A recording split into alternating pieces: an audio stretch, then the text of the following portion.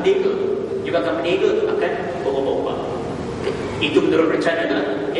Tapi benar tak benar tu orang alam kita pun kena cuba juga. Satu hari ada siapa ada amal tak udara, kita buat cuba kan, amal tak udara. Tapi daripada segi sainsnya, daripada segi logik sainsnya tu, benda tu boleh berlaku dekat kawasan yang tak ada udara. Tapi sejauh mana kebenaran tu, orang alam saya pernah meninggal. Dulu saya percaya, tapi sekarang tak percaya. Lepas tu saya percaya. Saya susah nak cakap. Terdapat banyak pasal yang ada yang membuktikan. Maksudnya bukannya orang Islam pun, kadang-kadang orang Amerika sendiri yang membuktikan. Jadi ada banyak kata ulasan-ulasan. Jadi kita pun terpaksa mengkaji lebih lagi. Itu sebabnya kita kena belajar ilmu ni. Kadang-kadang kita dengar cerita, dengar kan? Kita dengar cakap orang, tapi kita tak mencuba sendiri. Itu sebabnya kita kena mencuba sendiri dalam bab-bab melibatkan perkara yang kita tak faham, supaya kita dapat meyakinkan diri kita. Jadi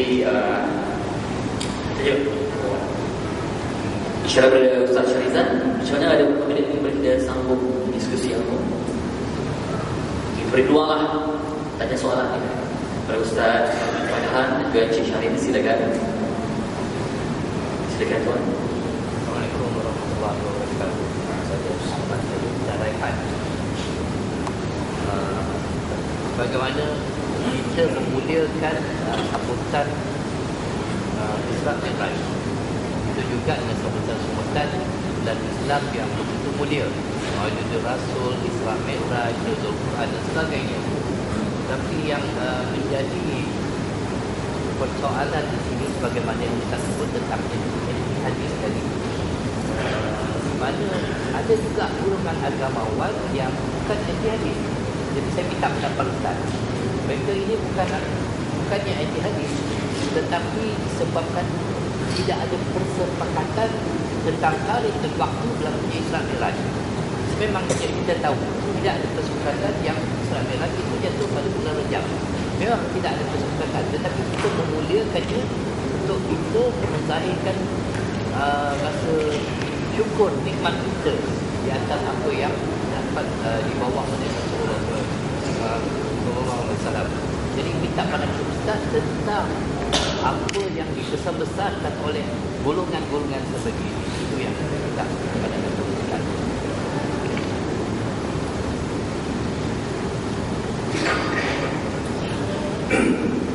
Allahumma rabbi zidna ilman warzuqna fahma.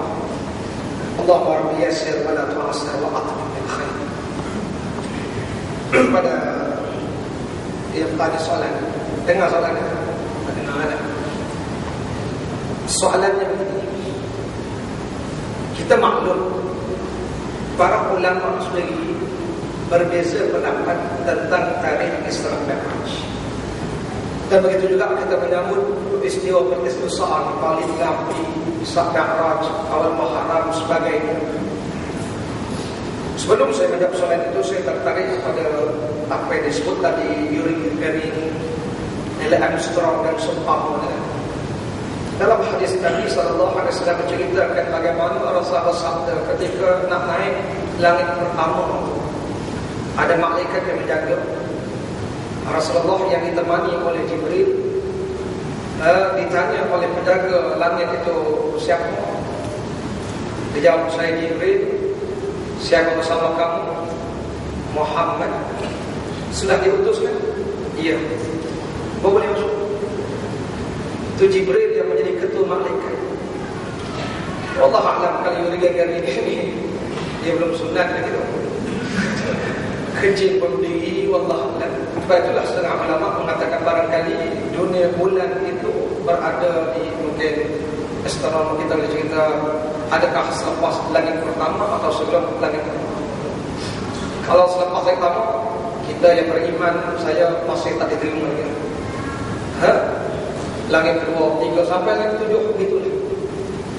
Langit demi langit minta izin pada penjaga langit yang amanah. Yang pertama, yang kedua, bagaimana benda ini menjadi propaganda pun barangkali wallahu a'lam, kita pun tak tahu. Tetapi memanglah Allah berfirman, walan tarda ankal yahud walan nasara. Allah sudah menggunakan kalimah lan itu dibagi nafi mu'abbad. Sampai bila-bila mereka tak redha kita, katalah Allahu Akbar atau kita kata Islam punya bagus ke, mereka akan kata sebaliknya. Begitulah propaganda mereka nak menurunkan martabat Rasul sallallahu alaihi wasallam yang kita kena hati-hati. Saya tidak tolak sains, sainteknologi juga apa semua ada itu. Hadirin hadirat, apa yang kita lihat yang kedua. Yang ketiga dia menjawab kepada soalan yang dikemukakan tadi. Pertama sekali saya nak respon, bukan saja kita menyambut Isra Mi'raj ni hadirin hadirat menjadi ikhtilaf ulama-ulama. Ada yang tak setuju kita sambut lagi. Kenapa tak setuju? Kesimpulannya begini, peristiwa besar dalam Islam ini memang diperselisihkan oleh para ulama.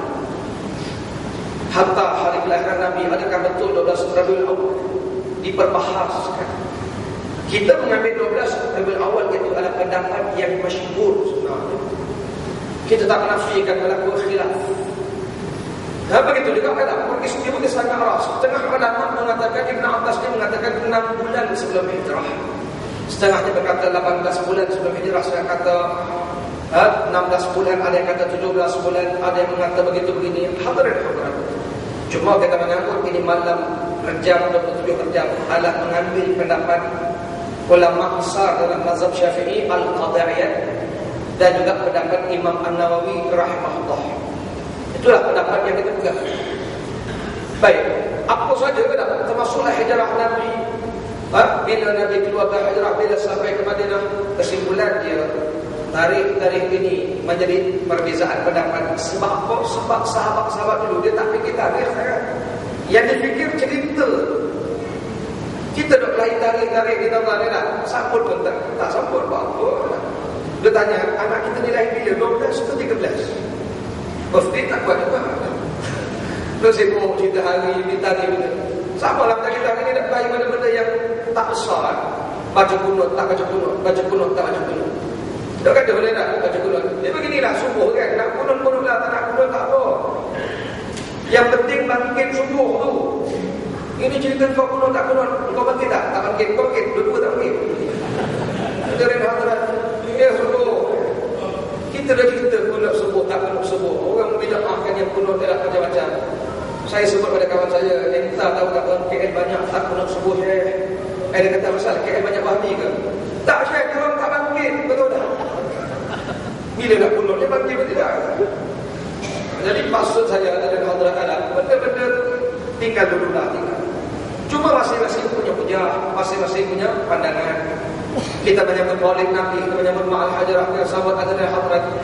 Kerana mengambil firman Allah, wa may yu'azzim sya'air Allah fa innaha min taqwal qulub. Sesiapa yang mengagungkan, membesarkan syiar. Kita ni ada satu namanya syariat, ada satu namanya syiar. Azan, Allahu Akbar, Allahu Akbar, itu namanya syiar. Kita disuruh mengagungkan, membesarkan syiar agama Allah. Allah nak pakai sekeban ini, tak tahu ni. Ini bukan ikut Herman Dino. Mentang-mentang aku jawab. Ada ini nak hidupkan syiar. Kalau kita tak pakai jubah macam ni, kalau kita tak pakai sekeban tak kopiah, siapa nak hidupkan syiar lambang agama Allah? Kalau tuan-tuan tak datang menyemahami, siapa yang nak menghidupkan agama Allah? Sebab itu orang yang menghidupkan agama Allah, syariat satu, syiar kedua, itu tanda hatinya bertakwa. Fa innaha min taqwal qulub, tanda hati dia bertakwa. Atas dasar inilah hadirin-hadirat kita sambut Ma'al Hajarah ke, awal Muharram ke, Maulid Nabi ke, apa saja. Ini malah kita balak keluar dah. Saya hadirin anak balak tak balak bukan isu lah. Yang penting kita cinta kat Nabi lah. Sebab saya pun balak juga dapat gaji pasal apa barang jelek. Bukan pasal itu pun lah. Pasal kita nak mengagungkan syiar agama Allah. How to express our love to Rasul kan. Faham tak faham yang putih yang cakap Hindustan tadi kan? Hadirin jadi makna saja tuan-tuan.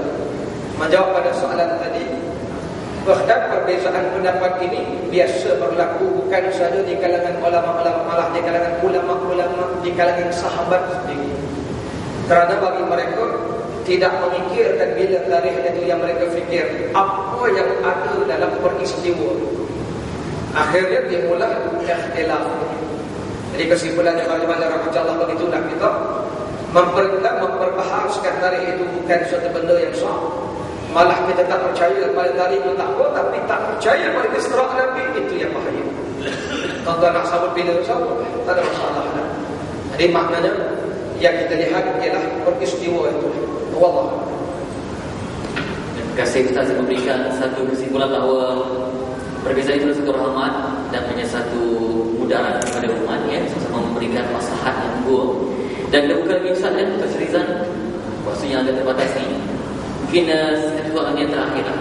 Soalan terakhir, mungkin soalan yang pendek ringkas, lebih pendek oleh surah Al-Fatihah. Ustaz, Ustaz Tanya Syarif tentang bagaimana Nabi dalam sejarah. Nabi sampai langit yang ketujuh, akhirnya Jibril tak boleh. Akhirnya Nabi seorang naik, kerana Jibril membuat bercahaya dan menyebabkan anaknya. Dia kata aku terbakar. Apakah ada sebuah penemuan sains yang mana teleskop hari ini dia hanya sampai cahaya pada satu tahap sahaja, sehingga lepas itu tak boleh capai? Adakah itu yang melepas langit itu? Kalau dapat boleh.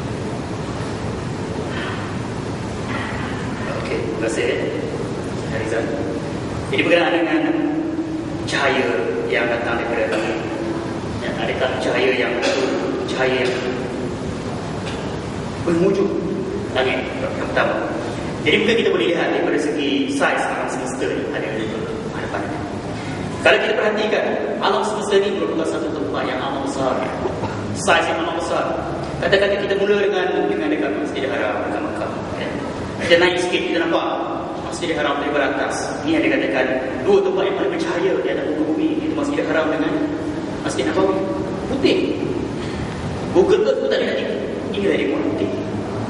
Bila kita ke belakang lagi, kita lihat Makkah ke Masjid Al-Aqsa. Kalau sekira daripada Google Earth tadi 1,200 km, itu straight. Tapi kat sana ada bukit, jadi mungkin 2,500 km. Itu daripada atas. Bila kita ke belakang lagi, barulah kita lihat bumi.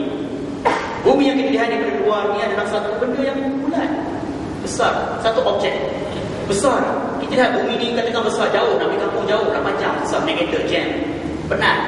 Tapi sebenarnya bumi ni kecil berbanding dengan apa yang ada dekat langit. Kita bandingkan bumi dengan Mushtari pula, planet yang paling besar dalam sistem suria, 12 kali ganda daripada bumi. Bumi berletak daripada kiri kanan 12 kali bumi, menyamai sebuah planet Mushtari.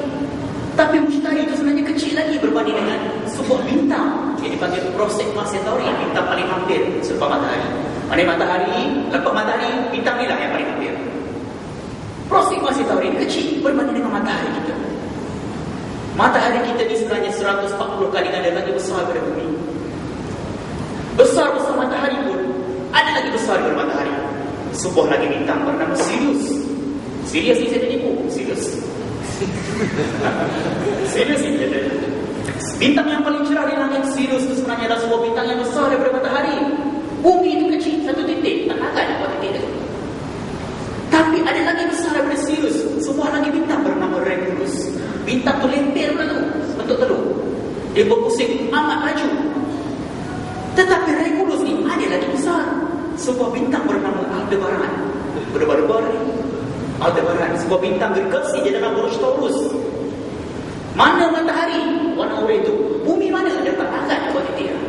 Kecil sangat.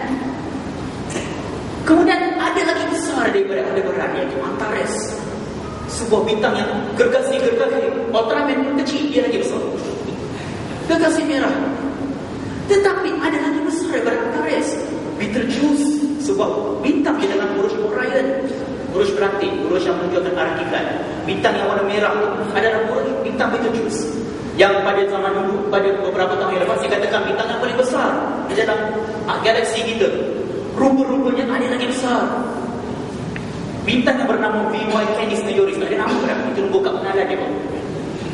Bintang yang paling besar yang dijumpai oleh manusia setakat hari ini. Dan ini baru bintang-bintang yang ada di dalam kita punya kawasan perumahan. Kawasan perumahan bintang matahari kita. Belum lagi Nebula Eta Carina, sebuah tempat gas asap di mana bintang itu terbentuk lagi besar daripada bintang itu sendiri. Tetapi ada lagi besar Nebula Stigrey ini adalah sebuah bintang yang dah mati. Tadi bintang yang terbentuk. Yang nebula ni gas ni bintang yang dah mati. Bintang mati ni banyak cara. Sama dia berbentuk atau dia kembang. Gas dia mengembang. Ini gas disebabkan kembangan bintang yang dah mati. Rupa-rupanya ada yang besar. Awan pun ini adalah kawasan yang paling luas di dalam sistem solar kita ni. Hujung sistem solar kita ni, maknanya Pluto, belakang-belakang Pluto ni, ada satu awan yang panggil awan pun, di mana komet-komet berasal daripada sini. Tetapi ada lagi besar. Selepas awan pun tu ada lagi nebula, bintang yang dah mati. Banyak bintang mati sebenarnya. Okay. Ada lagi besar. Cat Eye Nebula itu sebenarnya kecil berbanding dengan nebula-nebula yang lain. Ada lagi nebula Helix, nebula Ring. Banyak nama lah, bukan apa, tak akan apa. Rupanya ada lagi besar. Nebula Helix yang besar tu tadi, rupanya ada lagi sebuah objek yang selepas. Supernova Grand Nebula yang atas kanan, atas kiri itu adalah bintang yang meletup. Bintang apabila dia meletup, menyebarkan dia punya gas-gas itu begitu luas, beratus kali kali lagi luas daripada kita punya sistem solar. Dan sebelah tu adalah sebuah lagi nebula, tempat bintang yang dilahirkan. Nebula Orion namanya. Nebula Orion ni dia berhujung kiri, hujung kanan tu 21 tahun cahaya nak terbang. Cahaya tu bukan kereta kecil. Cahaya 21 tahun. Rupa-rupanya ada lagi besar. Sebuah gugusan bintang dekat langit. Lagi besar daripada nebula Orion tadi. Tetapi ada lagi besar. Sebuah lagi nebula yang lagi besar daripada nebula Orion, dipanggil Tarantula Nebula. Tarantula tu. Pasal nebula tu berbentuk macam laba-laba tarantula. Dia bagi nama dia. Rupa-rupanya ada lagi besar Tarantula Nebula ni. Sebuah galaksi bernama Small Magnetic Cloud. Galaksi ini adalah kumpulan-kumpulan bintang. Galaksi ini adalah bulan bagi kita punya Milky Way. Bukan macam tu lah. Kita bumi ada bulan, Bima Sakti kita ada bulan dia, dipanggil Small Magnetic Cloud. Dia ni rupanya kecil berbanding dengan sebuah lagi galaksi bernama Triangulum Galaxy. Ada sebuah galaksi lagi besar, tapi dia tak besar. Dia kecil berbanding dengan Mars pada hari ini. Bima Sakti.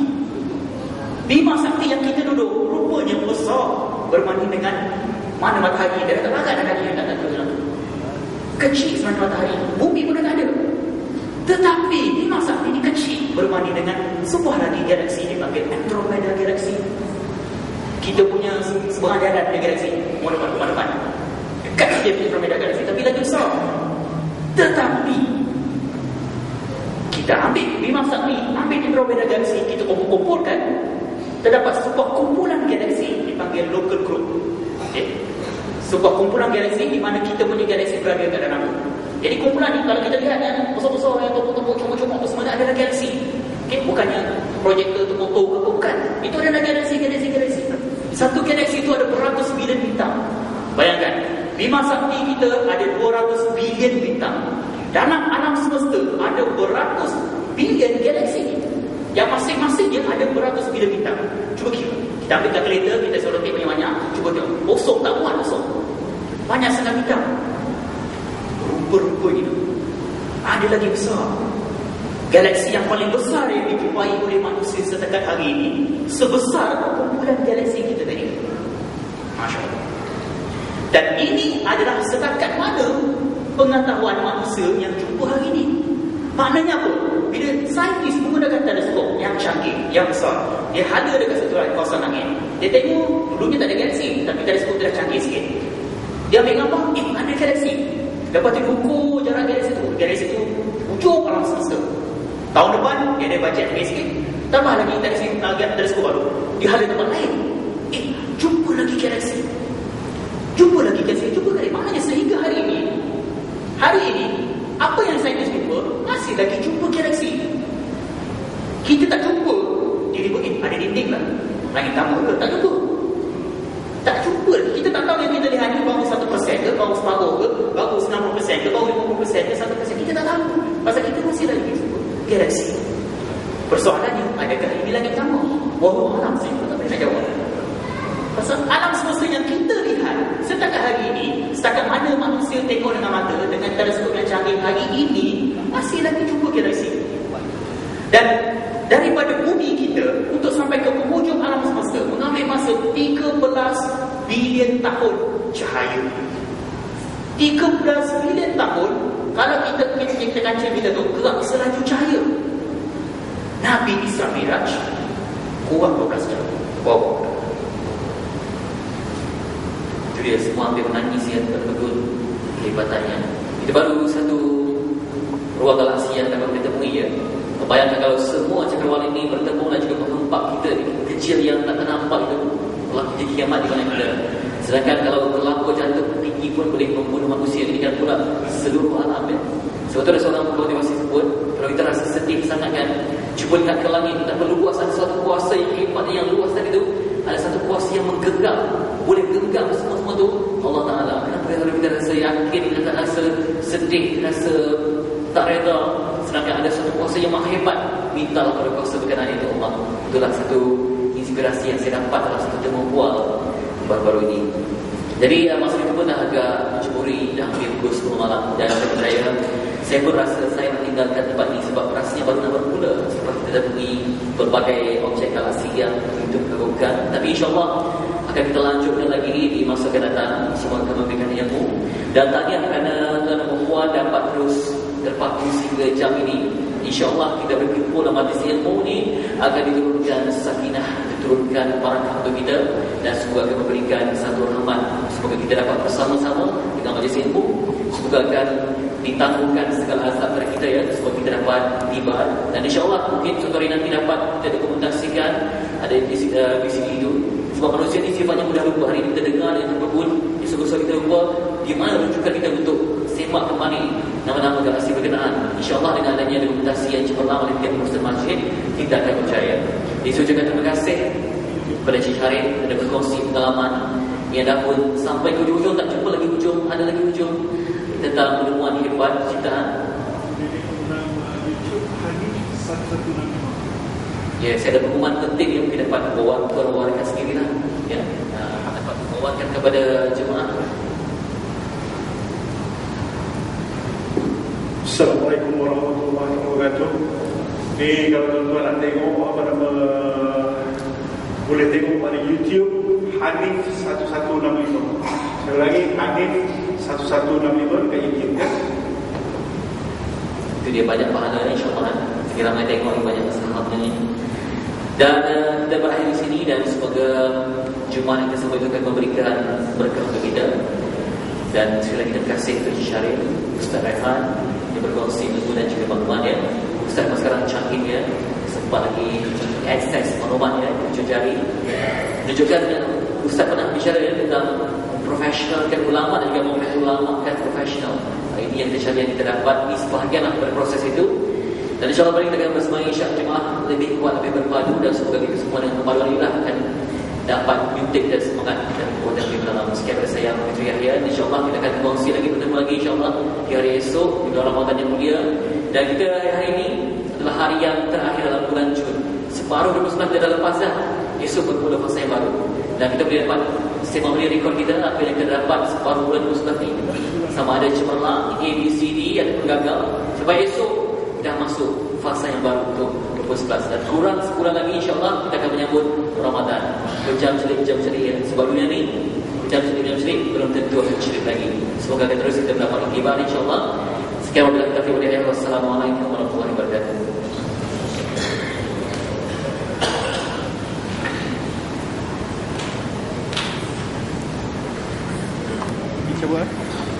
Waalaikumsalam warahmatullahi wabarakatuh. Terima kasih kepada tiga tamu kita pada malam ini, dan terima kasih tuan puan.